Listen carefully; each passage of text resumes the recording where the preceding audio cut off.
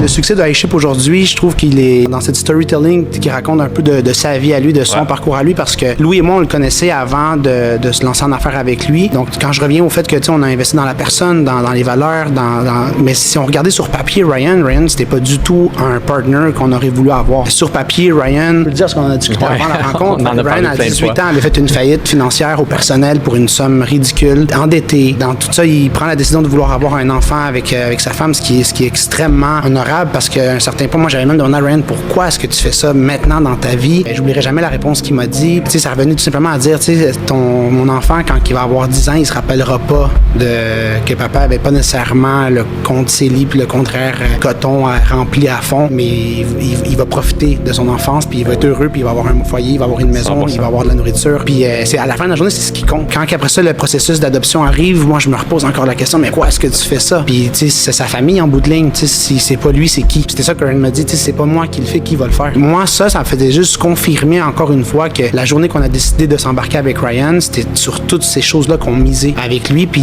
les décisions que lui prenait dans sa vie personnelle, aussi difficiles soient-elles, faisaient juste confirmer à nouveau ce vœu de confiance qu'on faisait envers lui, parce qu'on voyait vraiment la personne derrière l'entrepreneur, mais on voyait aussi l'être humain que Ryan est dans son ensemble. Puis c'est pas pour lui lancer des fleurs dans le podcast, mais c'est vraiment pour que vous puissiez réussir à comprendre que pour réussir en business, comme tu l'as dit, tu vas faire face à la vie à chaque jour. Dans mon livre, à moi, les décisions que tu prends face à ce que la vie te lance déterminent un peu le dénouement de ton cheminement. Puis les décisions que Ryan a prises, il a jamais back down. Jamais. Fait que ça, pour nous, quand on voyait que tout notre argent était investi là-dedans, dans ce qu'on avait économisé de nos autres projets, ben on savait que notre argent était à la bonne place, même si on n'était pas rentable jour 1, parce qu'on avait quelqu'un qui allait jamais reculer devant rien.